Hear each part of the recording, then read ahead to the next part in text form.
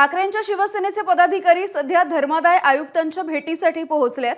धर्मादाय आयुक्त कार्यालयाच्या बाहेर ठाकरेंच्या शिवसेनेचं आंदोलन सध्या सुरू आहे।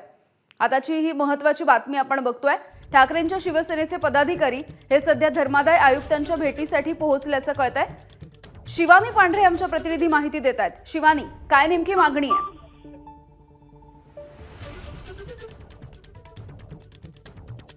सगळे कार्यकर्ते आता धर्मादाय आयुक्तालयात पोहोचले आहेत आणि आज ते निवेदन देण्यासाठी या ठिकाणी पोहोचले आहेत। दीनानाथ मंगेशकर रुग्णालयात जो काही प्रकार घडला, 20 लाखांची मागणी करून महिलेची प्रसूती थांबवण्यात आली आणि त्यानंतर या महिलेचा मृत्यू झाला। हा सगळा प्रकार समोर आल्यानंतर दीनानाथ मंगेशकर रुग्णालयांवर योग्य ती कारवाई करण्यात यावी आणि धर्मादाय आयुक्तालय आता त्यांच्यावर कशी कारवाई करते, त्यांचं पुढचं ऍक्शन काय असणार आहे आणि यांच्यावर योग्य कारवाई करा, यासाठी हे शिवसेनेचे सगळे जे कार्यकर्ते आहेत, पदाधिकारी आहेत, ते आज त्या सगळ्या आयुक्तांना निवेदन देत आहेत आणि हे निवेदन दिल्यानंतर हे कदाचित आंदोलन करतील।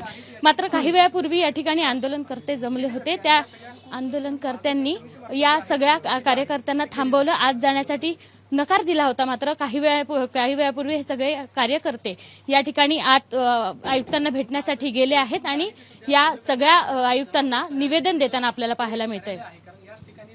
अगदी शिवानी, आपण पाहिलं होतं काही वेळापूर्वी हे सगळे कार्यकर्ते दीनानाथ रुग्णालयाच्या गेटवरती सुद्धा आपल्याला दिसले होते आणि तेव्हा रुग्णालयाच्या प्रशासनासोबत आम्हाला बातचीत करता यावी, चर्चा करता यावी असं यांचं म्हणणं होतं। आता या सगळ्या कार्यकर्त्यांची नेमकी काय मागणी आहे, काय म्हणणं आहे?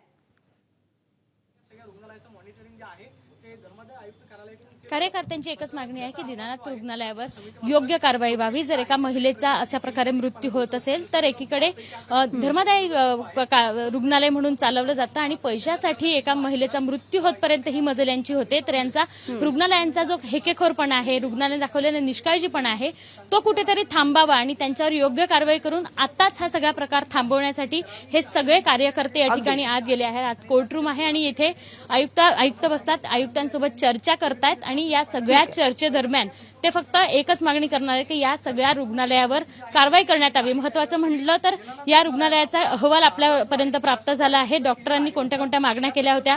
20 लाखांची मागणी केली होती। 2 बाळ होते, एका बाळासाठी 10 लाख रुपये आणि दुसऱ्या बाळासाठी 10 लाख रुपये, अशा 20 लाखांची मागणी केली होती आणि हे सगळं झाल्यानंतर महिलेला ब्लिडिंग सुरू झालं आणि तिला दुसऱ्या रुग्णालयात दाखल करण्यात आलं होतं। तोपर्यंत तिची प्रसूती झाली आणि त्यानंतर त्या महिलेचा दुर्दैवी मृत्यू झाला। अर्थातच 2 मुलं जन्माला आल्याच पोरकी झाल्याचं आपल्याला पाहायला मिळालं। हा धक्कादायक प्रकार फक्त रुग्णालयाच्या निष्काळजीपणामुळे झाला आहे आणि हे आता स्पष्ट झालंय। हो, अगदी धन्यवाद शिवानी। या घडामोडींची अधिकची माहिती तुमच्याकडून घेत राहू।